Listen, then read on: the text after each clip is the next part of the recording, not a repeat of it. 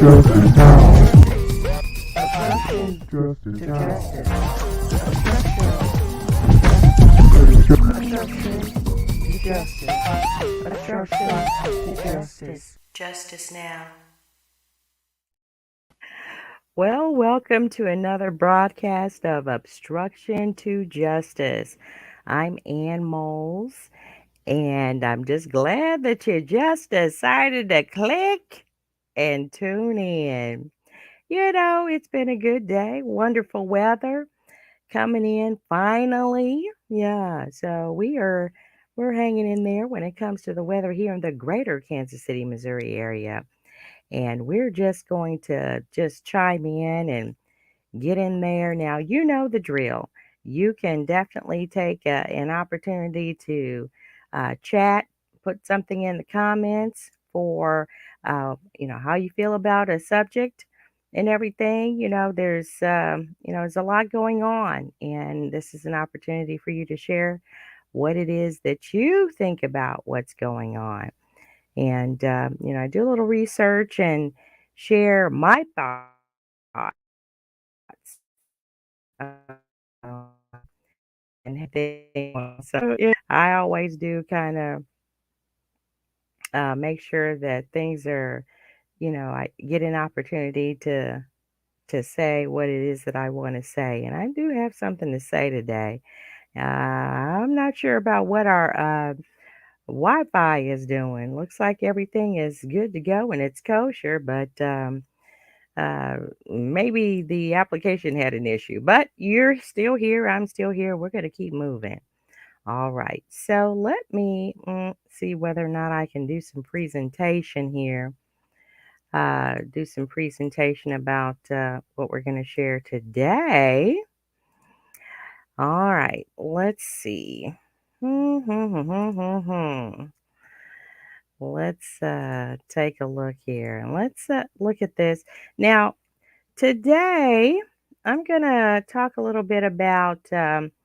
We're going to see what one of the Missouri, what are our U.S. Missouri senators doing? So we got something we're going to take a look and see what he's talking about and everything. Now, we kind of switch back and forth to talk about, we have two. So we have the Josh Hawley guy and we have the Eric Schmitt guy.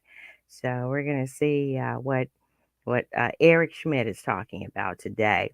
Now, we do have the results from last week's election. Of course, you guys are already familiar with probably if you're in the greater Kansas City area, how that vote went. So, we're going to talk about that marijuana question one. And there's a big question and issue about what to do with transgender support in schools.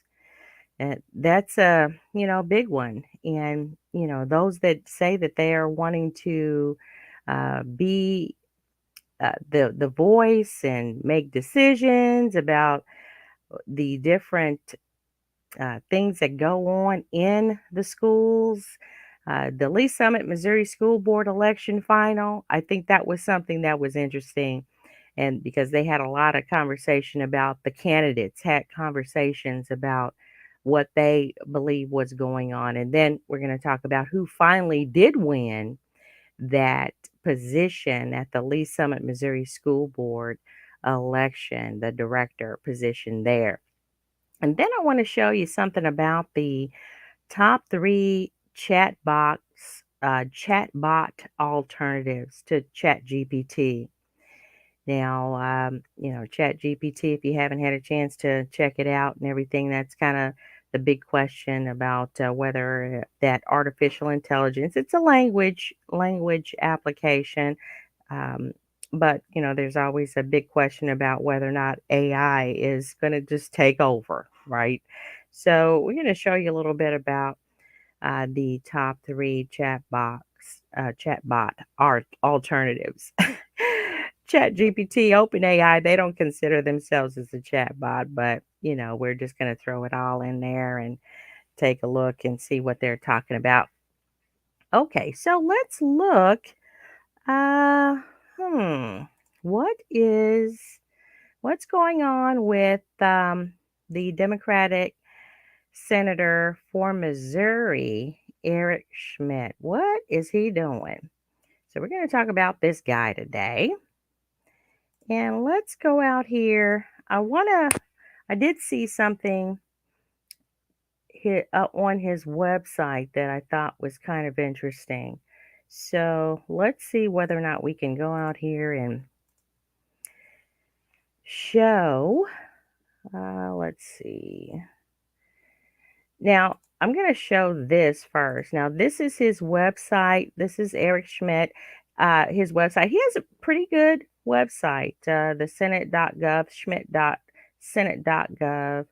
And he keeps it, pretty up to date and everything, keeps it current, stays pretty active when it comes to social media.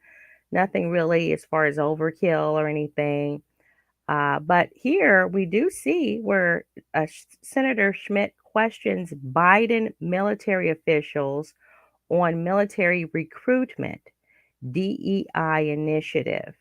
So this was an interview that he was given the opportunity to share to the Senate. And today it says here on the website that today Senator Schmitt questioned Biden military officials from the Army, Navy, and Air Force about lagging recruitment, specifically about funding for and deployment of diversity, equity, and inclusion initiatives in training.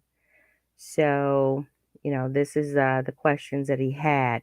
So I want to go out here and show we're going to just look a little bit. It's not a big, long interview session, but I think it's kind of interesting to see.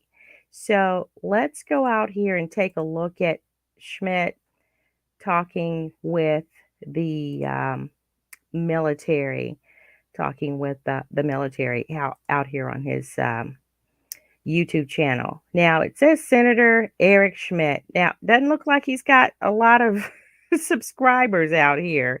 He's got some views out here. I'm going to stop sharing and then go redo that. Make sure I got the audio part of this. That's always a headache. Yeah, well, it gave me that to share the audio. So we're going to check it out.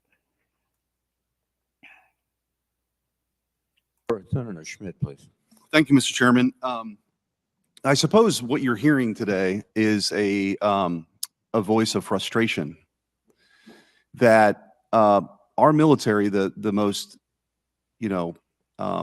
honored and respected military in the world, certainly among the American people, that this administration is hell-bent on politicizing that the offspring of identity politics, which is incredibly divisive, has now made its way through DEI trainings in these branches. And I think you're hearing that from a number of senators, which is reflective of what's happening across the country, what we hear from our citizens. It is naive to believe that this is not divisive among recruits or people in the military. We have heard from members of the military who've said that they resent being subjected to this totem pole of grievances, this oppressor versus oppressed. The military has been a shining example of what a meritocracy can mean. People from the humblest beginnings can rise to the highest ranks, do heroic things. Parades can be thrown, in New York City for these heroes. And that this flippant desire to inject politics now is dividing this committee, it's dividing this country, it's completely unnecessary. The United States of America is an idea, the American idea that, everybody is born with certain rights and they can pursue their dreams, and we believe in equality of opportunity. This sort of obsession with this equity agenda that you all are defending here today with just sort of a word salad is divisive. And the military literally has stood as this most respected institution where people can achieve great things and protect this country. And here we are in a committee hearing when China is militarizing islands. They mean business. And we're having to spend time to talk about DOD's $114 million budget request for diversity, equity, inclusion training. This stuff is nuts. I want to ask each of you, have you heard, is there any intelligence that you've heard that communist China is somehow intimidated or deterred by our DEI initiatives? I'll take that as a collective no. And so our focus here is maddening, I think, to a lot of members, as you've heard. And I want to ask a couple of specific questions. Ms. Jones, specifically, the DOD has put out an equity action plan issued a few weeks ago that said the department is implementing a range of initiatives to ensure equity for minority service members at critical career touchpoints that include recruiting and accessions, progression, and promotion at the senior leader level, ensuring equity. What does that mean? What does ensuring equity mean? Senator, I don't know that it's possible to ensure equity, but as an example, when we look at promotion boards, all of that information on demographics is hidden. But afterwards, we look to see, are there any trends that we think are challenging? Are there any groups that we feel like maybe we need to relook how we're approaching training, or are there barriers? For example, the barriers that we had with women who were choosing to leave our service because of some of the policies that we had. So that's what we're focusing on. But how do you, what are you measuring? Right? Because I think we all still believe, I hope, in equality of opportunity. Ensuring equity or outcomes, the government really shouldn't be in the business of that. So I don't know exactly what that means or how you're measuring quote unquote success. Senator, our retention is a key focus of that. And again, we're not looking at any quotas. It's based on meritocracy, but we are looking for where there are barriers to serve that are impacting certain parts of our population in different ways. Okay. Well, I'm running out of time, and I want to ask this to anybody who's willing to answer this. Undersecretary Cisneros testified to our personnel subcommittee last week that DOD continues to take steps to improve and increase DEI, and the department is working to further understand root causes in the area where we lack diversity and develop initiatives that have measurable outcome matrix, maintain appropriate data to inform and target efforts, ensure environments are inclusive for all who serve, and foster strong governance structure oversee these efforts. Look, I don't think you're going to find anybody in here and across this country who doesn't believe people should be treated with respect, with dignity, no matter who you are. And we want the best defending this great country, but I just am very concerned. I don't know what develop initiatives that have measurable outcome metrics based on equity means. And by chasing this, it's driving a wedge in the military, and it's completely unnecessary. And by the way, we're spending, like I said, $114 million on that just in this one department, not government-wide, but with DOD. Can anybody tell me what the metrics are for equity? Because it's an outcome-based measure, right? Like, what is it that we're measuring? Sir, for the Navy and Marine Corps, the ultimate measure of how we are doing is our ability to deter and fight and win wars. And in close consultation with both service leadership of the Navy and Marine Corps, we have heard that developing diverse, capable teams is essential to developing warfighting capability. The Sergeant Major of the Marine Corps testified about 2 weeks ago at the House Armed Services Committee. Pretty much the first thing that he said out of his mouth is that the Marine Corps is ready to fight tonight. Well, real quickly, because this is all I've got time for. Since you're speaking, obviously, here on the capacity with the Navy, Anderson Air Force Base has a memo that's been uncovered that you can't refer to someone as him or her, yet they have gender identity trainings. How does that? And by the way, the justification for that is to add to, lethality. How does that help us be a better fighting force by not referring to a man as him or her in a memo? Like, how does that help us? And I'm happy to provide, if you're not familiar with the document that was uncovered last summer. How does that help us? How does that make us more lethal fighting force? Sir, I can say every day in the Pentagon, there's yes, sir, no, ma'am, and so forth. So I'll have to take a look at. Well, we'll follow up. Appreciate it. Thank you. Thank you, Senator. Okay, that's a big question. I think that people don't get it. In just a day. That question, when it comes to making a signature, making sure that you put him or her, him, his, her, or her, she. Here's the thing. Those signatures that if you've looked at some of the titling after a person's name, say, in some of the memos, the emails, and this is what they're saying as far as diversity training is concerned. They need to be aware because they have included this transgender and um, this transgender type or this gender identity that is a requirement in order to respect the particular gender and sexuality of that person, whether they identify as male, whether they identify as female, whether they are non-binary, meaning they don't really identify as male or female. And this is the challenge that has gotten into the military. It's and then with that, because of the requirement to respect, and they really pump this transgender and gender identity agenda.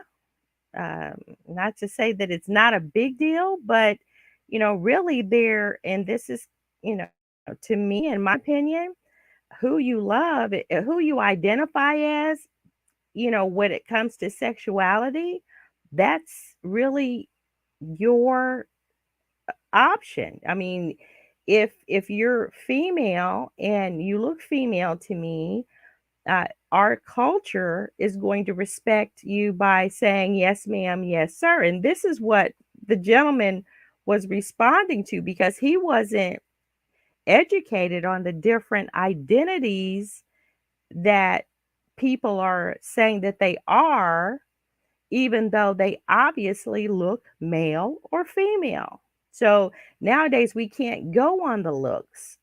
They're saying that we have to go on how they identify themselves, what they say they are, which to me is super challenging. And yes, it's costing money. And this is when it comes to recruitment, and this was the big deal when it comes to recruiting in the military. There's a challenge there. You are going into the military to fight for your country, or to be ready to fight for your country in whatever branch that you're in. But now you're being bombarded or required to study and understand how people want to be referred to as when it comes to their sexuality. It's a lot. It's a lot. So recruitment for the military has gone down. Now, they didn't say that it went down for the Marines, but according to what he was writing, it said that recruitment was going down for the Army, the Air Force, and the Navy. So, okay, I think there's a challenge even within the military as far as getting people to sign up. Just like you're in the private sector, you're looking at the challenge of getting people to be able to qualify people for work. So jobs and find qualified candidates for positions, that's a challenge. Well, here's a challenge when it comes to the military is finding it challenging. And yes, there's a lot going on around the world when it comes to wars and those that are threatening war and those that were our allies and now maybe not so much. And what is our defense looking like? Well, we're haggling over whether or not a person is male or female and how they need to be referred to as. It's a lot. It's a lot. So I I have to give a thumb up and commend Senator Eric Schmitt for even trying to say something about it. The monetary part of it, I think, is, you're going to throw a lot of money at it, but you also have the Air Force, the Marines, the Navy, you also have a large military too. So, there are dollars that you do have to throw into training. Now, are those dollars accountable? I would love for some of those dollars to come my way as far as training. That would be a tough one to develop. How would you train people on that identity and equity thing when it comes to identity, gender identity? And that's kind of what we're talking about today. Whew. All right. So Eric Schmitt he's starting out pretty good. That was a few weeks ago when he did that interview with those heads of those departments in the military. All right. So let's take a look here at what else we're going to work on here. So we talked about Eric Schmitt. Now, this question 1, the marijuana 3% sales tax final vote, it won a resounding yes. Now, I followed it through the Jackson County, Missouri ballot. So Jackson County, Missouri put the question 1 on the ballot, the voting ballot, to say, okay, shall we increase a 3% sales tax on marijuana sales for non-medicinal purposes? So that's recreational marijuana sales. Can we do that? And there was a resounding yes. Now, from what I understood and understand, is that there are cities that also requested a 3% sales tax too. So it wasn't just through the county, but the cities increased the sales tax by 3%, voted yes resoundingly on every vote within the city that put that question on the ballot. So they were saying, okay, you couldn't raise it 3% if the cities approved it, but you couldn't raise it 3% through the county because the city approved it. Well, they were saying last week that, okay, both the county and the city can get their 3% sales tax. And that's, if you're going to recreationally zone out, I don't know, tax it. That's what it was approved for. To me, in my opinion, yeah, well, tax it, and it's not going to bother me any because I don't have to worry about it. But for those recreationally, I mean, it's not like it's food. I'm complaining about the food tax. Yeah, they're wanting to increase food taxes. And that to me is way more important than recreational. We're looking at, okay, I want to be able to eat well, eat healthy. So what do? These taxes. All right. So it came over as a yes, that increasing question 1, marijuana 3% sales tax. That final vote was yes. Okay. Well, here we go with the transgender support in schools. That's a big question, guys. There's just no way that I can't even think about what or how I would have handled being in school where the norm was to accept someone who was born a male, but then decided they felt like they were female. So they had their organs transition to female. And, during that time of puberty, oh my goodness, this is really a challenging time, isn't it? So in school, I mean, we may have, as I think about it, there was maybe a person or two that was unusual. And as far as sexuality is concerned, at that age, don't get me wrong. I mean, I think our children are being exposed to way too much, way too soon. And even then, when I was in school, they were being exposed way too much, way too soon, but not so many, not so much. It wasn't a normal thing to see maybe more than one person in the whole school that may have had an idea that they were not the sex that they were born as. Um, and as far as relational or whatever, they're talking about, and they're saying that kids have the right to transition before puberty. So, what was I thinking about before puberty? My grades. I was thinking about math. I was thinking about reading. I was thinking about those things that kids think about. I wasn't even interested or even exposed to a sexuality.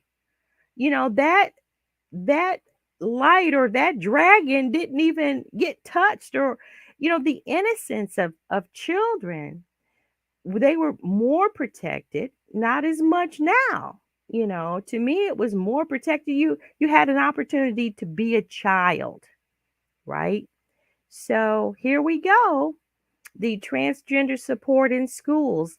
Now, what I want to share with this, I want to take a look at, there was an article last week, that an actual interview, really, when it came to talking with those who were in, it may have been the week before, but talking with those who were in the race for working on the school board within the school district. So we had big school district race last week's vote.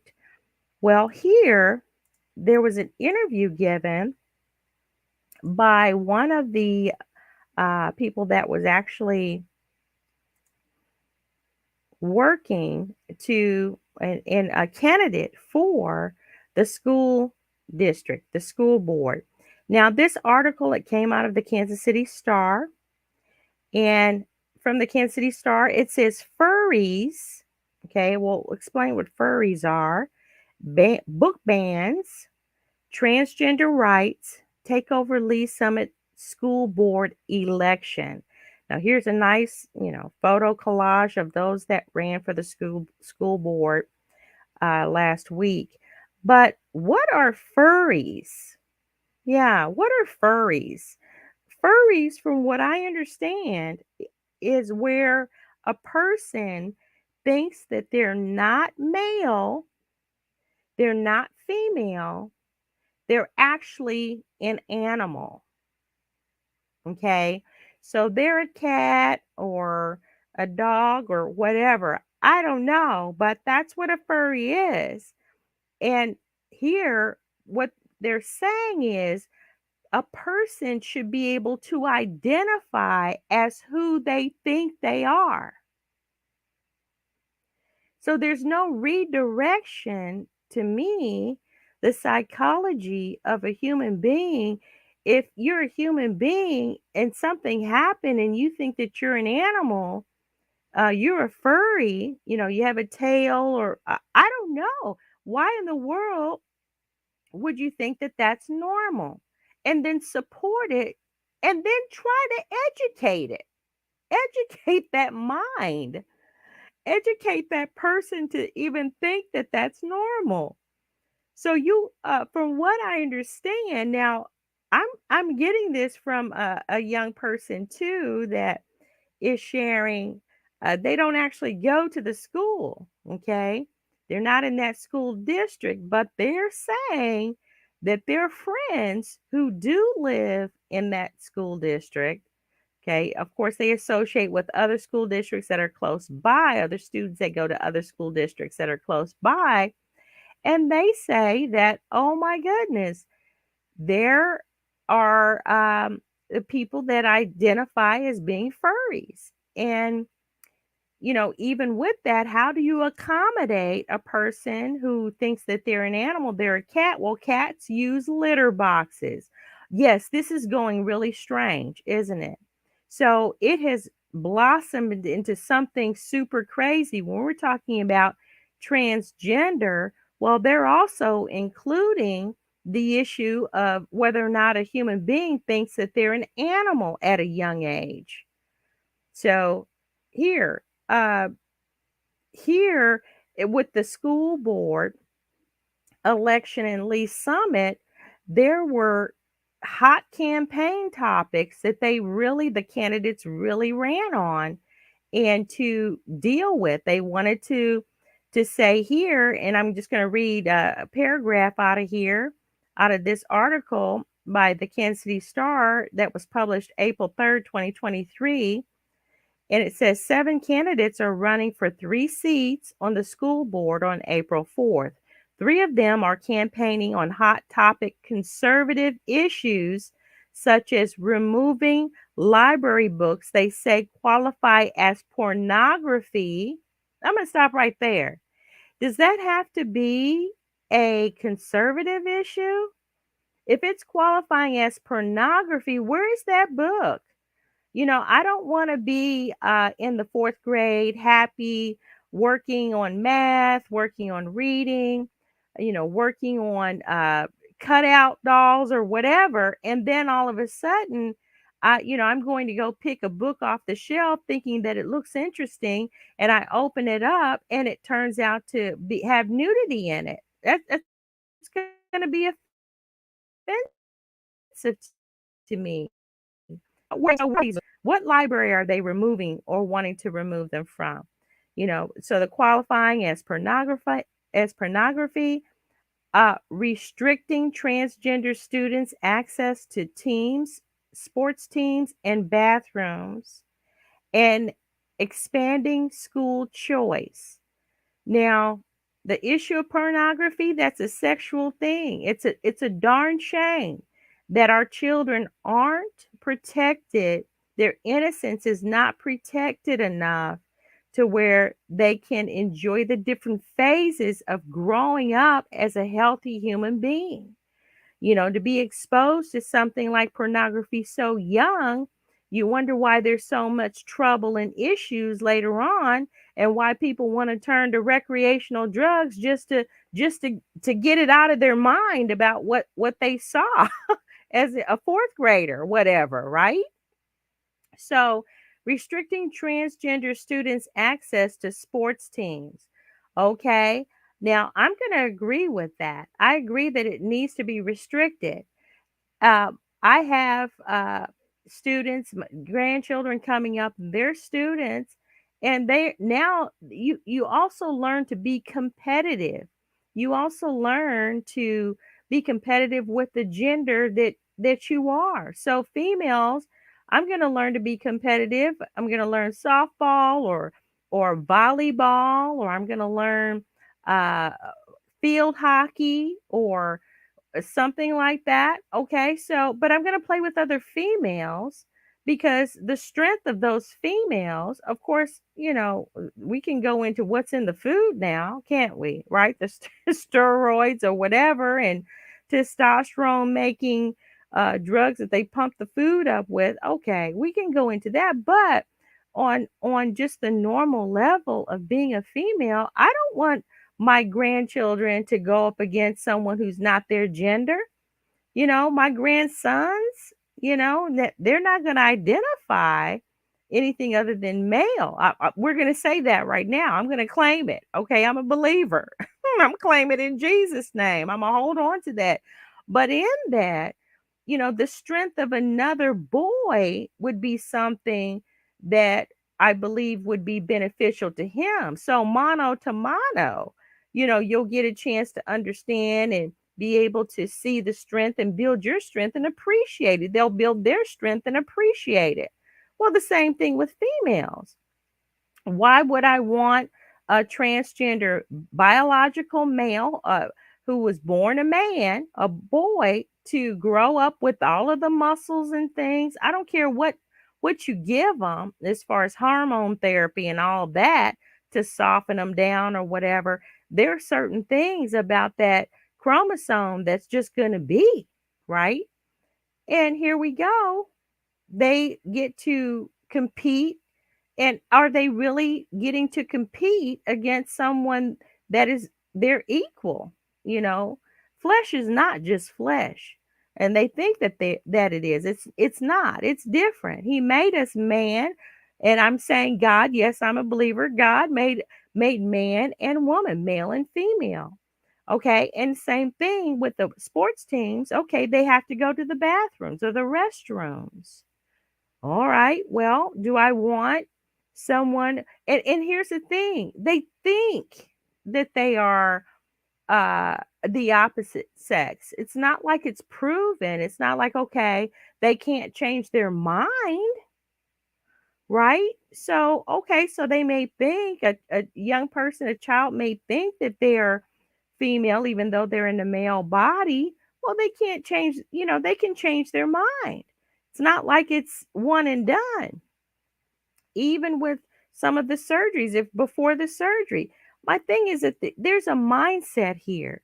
If you're going to allow for the the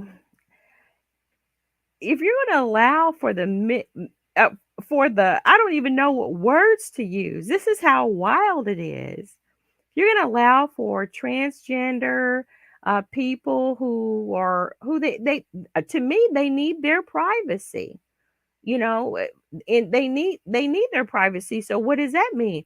That means build a separate build a separate facility. To me, allow for them to have a separate facility. Yeah. Yeah. So have a separate facility. Do what it is that you need to do to accommodate if you're making the laws this way. And if it how is it that all of a sudden now, or even in the past 40 years, the question of whether you're male or female is now being addressed and accepted and included? And oh my goodness, it wasn't this issue before? Wasn't there an issue like this before? Why now? That's a good question. Why now? Why in these days and times? You know? Okay. So that article is an interesting article to me, because this is what the school board people on the school board, this is what they ran on, addressing these hard issues, of course, and expanding school choice. Okay. Which, go ahead and, whatever school choice, it's about a money thing at that point. What schools get state funding, that's what that is at that point. So that article out there is pretty interesting. But what we can look at now, what I would like to show now, I want to show where I want to show the winner of the Lee Summit, Missouri R7 school district election, the director position seat that she won. So let me go ahead and show that. Okay. Yeah. So Dr. Camille Johnson, she won that seat in the Lee Summit R7 school district. She won that seat. So she's head of this board, the school district, that is going to have to answer and account for those hard questions. Now, I want to say this. It's a lot going on. And when things were simpler and pretty much cut and dry, when life was a little simpler, at least different, not as outrageous and as strange now. The issues that were dealt with, of course, we dealt with racism here in this country. That was a hard one to deal with, but that's pretty cut and dry. Uh, we prove these truths to be self-evident, right? That all men are created equal. We're all equal. So that was just a matter of struggle that was inevitable based on the school, based on the color of your skin. So what school you were going to, what facility you were going to, then it became an economic thing. And that's still a big struggle. Redlining and different codes for school districts and who's going to get funding in whatever areas in your country, in your city, your county or whatever. That's why you elect people that have the interest within your area so that you have a voice. Well, this here is totally different. This is a just a big different animal in itself because it's not just about race. And this was one of the things that I wanted to share too, and the fact that why would you include it being a race issue when it comes to transgender or sexuality issue? It's not. These are two different issues. Gender issue is when it comes to what we're dealing with is totally different. As an African American or whatever nationality of culture uh, that you are in this country, it's still that you're a human and that you are an American. Okay. Not the rest doesn't come into play. So when they have these different campaigns, they should have kept them separate because now the idea of, race issue, which we can go into that and talk about that later, whether or not the word term race is acceptable.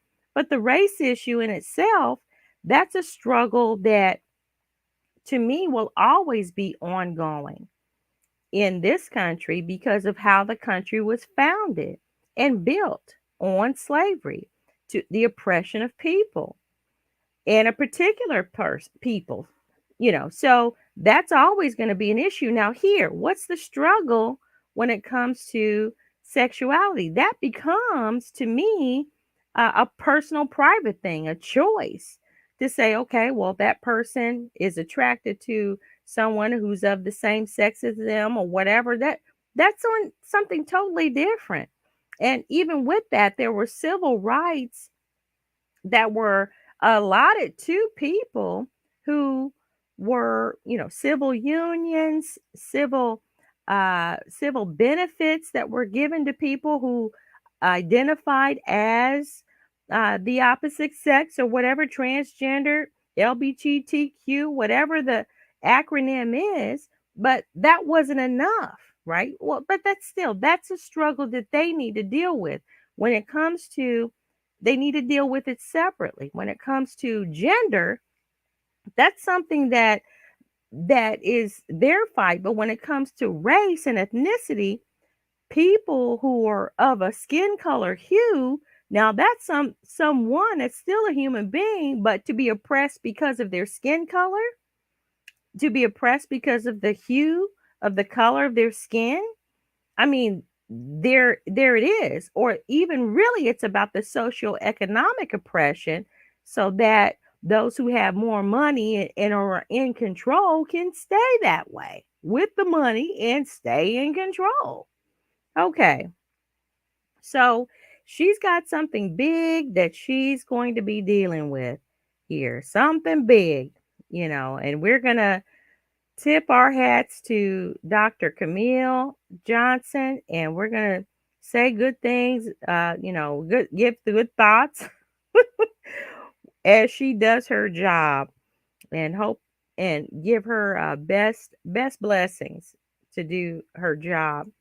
Let's go ahead here. Now, here's a big question. I didn't actually pull this one up, but I just was kind of curious. This site here, where it was sharing, KCTV5 is giving the announcement of how the public schools are going to teach virtually during the NFL draft. So I don't know how I think about that. I don't know. It is what it is. you have to keep kids safe as you build these different venues and make make the routes secure and safe because I don't know. I don't know. I don't understand the logic about why children have to stay home and log in virtually. I don't understand that one.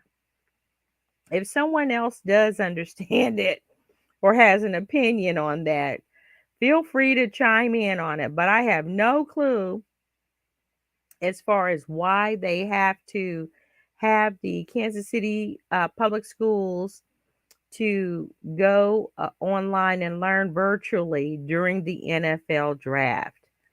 From what I understand, the the stage and everything is going to be built down there at the Union Station. Let's see, how many public schools are down there at the Union Station?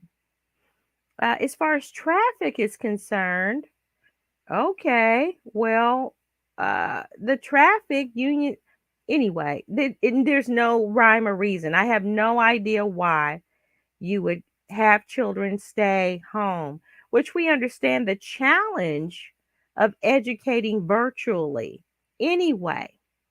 So these students in the Kansas City Public School District are going to be inconvenienced. The parents are going to be inconvenienced, and they're going to have to stay home to learn. I'm not happy about it. I don't know why. That might be something, a reason to look into even the more, but no one is sharing it as far as why that's happening. NFL draft. Well, we did win the Super Bowl, okay. And so we're going to get that many visitors from out of town to where it's going to disrupt the schools. Well, there's some close by schools too. Independence isn't that far from where some of the Kansas City, Missouri public schools are. They're not shutting down. And there's, if you're headed out that way, there's accommodations out there, even where Arrowhead is. I just think I don't know, just hoopla, just a waste of time, just a way to get the hype out and do something big. We're gonna shut the schools down, make them go home and study. This is how big this event is going to be. Shame on the marketing people. Shame on them. Shame on you for doing that. That's how I feel about it. Okay. Well, as promised, as promised, we're going to check out this. We're going to check out our technology section here today. We're going to look at it. Now, there's three top chatbot alternatives to ChatGPT. OpenAI's OpenAI ChatGPT. Okay. Now, I want to say that Microsoft Bing. How many use Bing? Microsoft Bing to me it's here, and it's a rival. It's there. I mean, if you use Bing and the way that I'm going to share with you how things are now, we use it through Microsoft Edge. Now, it used to be the application that we use is Chrome, right? So that web search or web server web app was Chrome. That's it, Google Chrome. Well, before it was Internet Explorer. And a lot of the apps were built around the support that Internet Explorer offered. Well, here comes Chrome. And Chrome just hit the ground running, and the search engines and everything through Google just made it happen. Well, Edge, Microsoft Edge, we didn't really see much reason to use it. Edge because Chrome was giving us everything that we needed. Well, here we go. Microsoft has its Edge has Bing that is supported in it, and it's really, really, really cool. Now I'm just going to read here. Google isn't the only one itching to get into the AI market. Microsoft, which recently planned to invest $10 billion in OpenAI, the company behind ChatGPT, has now revealed its upgraded Bing AI search engine. The revamped search engine is powered by an upgraded model of ChatGPT, which the company initially called the new Prometheus model, but was later confirmed to be GPT-4. So that's what they call it, GPT-4. Microsoft claims that the new model was faster and more accurate than ever before. So this company, OpenAI, and now I said that Microsoft bought them. Okay, I believe I said that last week. Well, here's the thing. It planned to invest for $10 billion. What do you think you're going to do if someone invests in your company, $10 billion in your company? You're going to do whatever they want you to do, right? Pretty much you're going to give them whatever they want. Well, 10 billion sounds like nothing when we think about the trillions of dollars nowadays. Oh boy, especially the debt. Okay, well, let's not get into that, but 10 billion is pretty significant. And, they may not have bought them, but they are planning to invest 10 billion.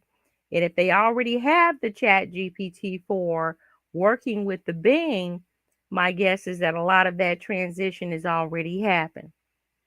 Okay, that financial transition has already happened. Now let me just go ahead. I'm going to see if I can grab this, and we're going to check out Bing just a little bit. Okay. Let's see. That's the Chrome. I don't know if I can grab that. I have it ready.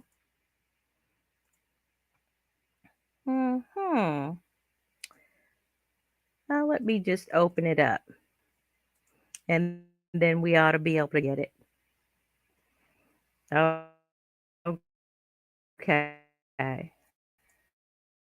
So, what do you think that Edge has a great host for an AI solution? I should be able to see it now.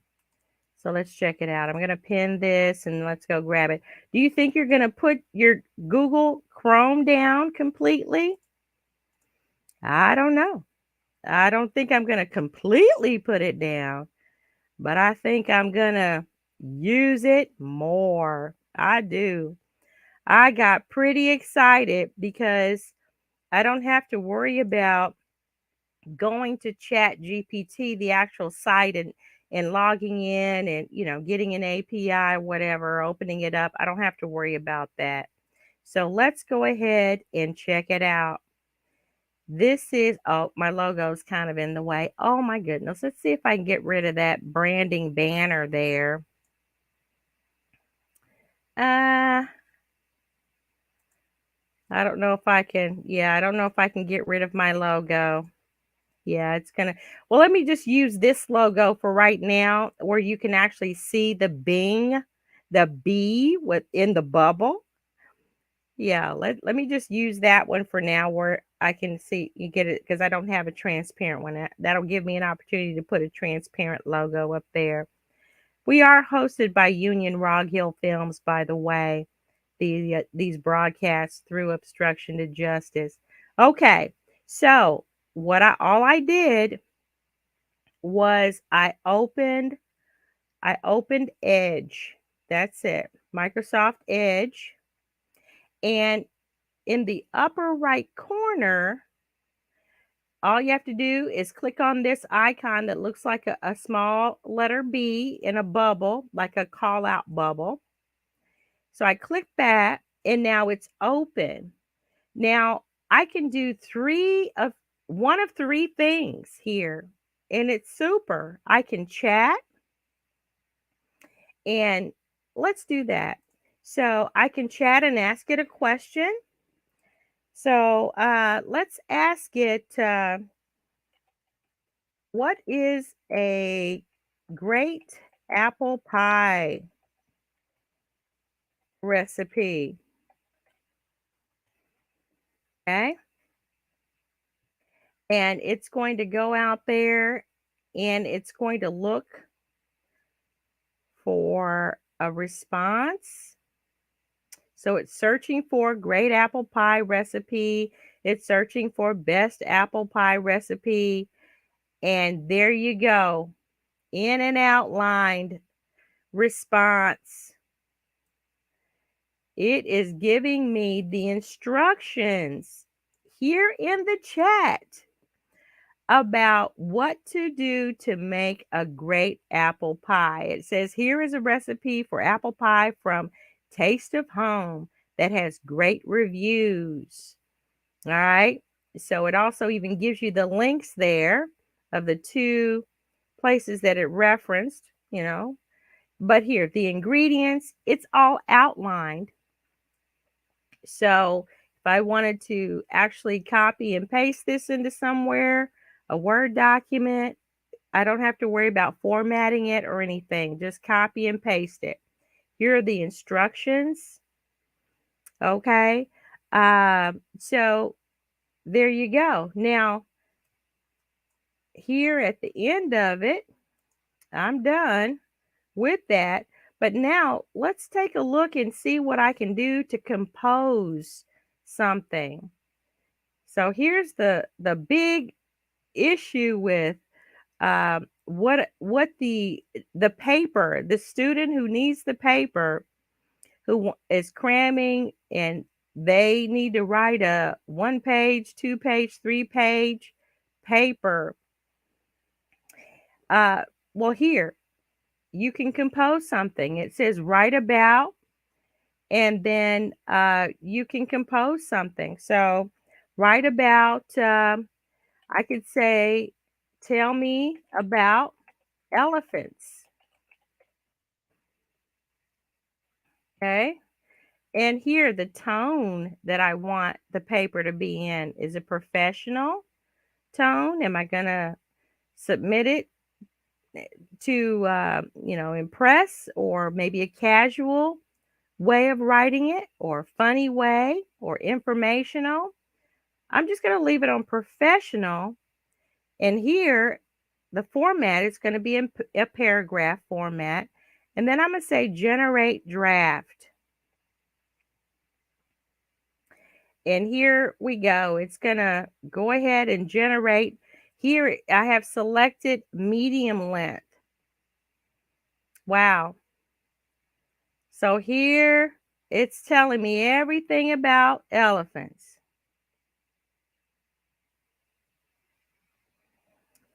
Telling me everything about elephants. Now I can stop, or I can copy this content and put it in a Word document, and that will get me started. Okay, I don't have to think about it. I could go long and say generate something long, because I need it to be 3 pages instead of 2 pages. Maybe I want it to be double spaced. Yeah.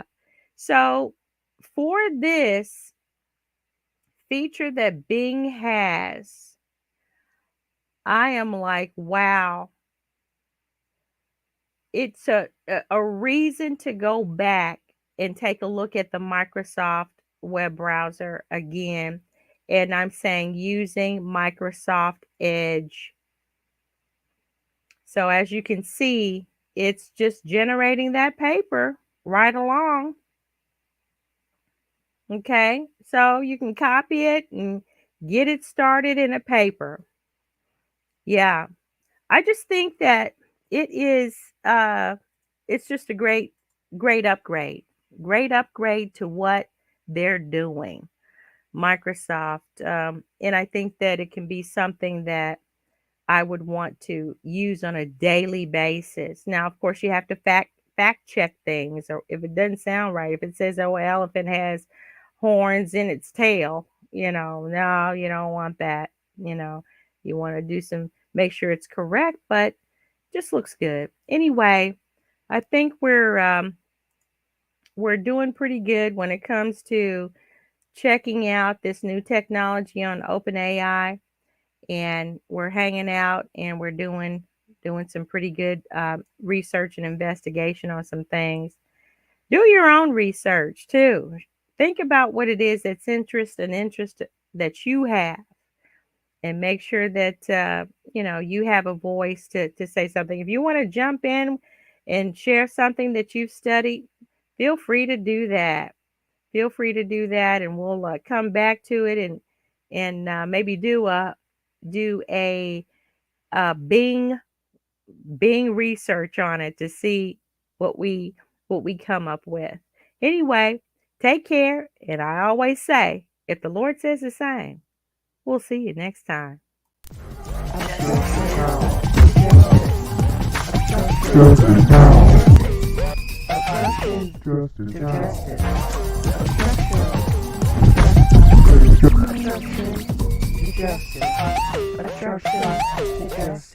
Justice now.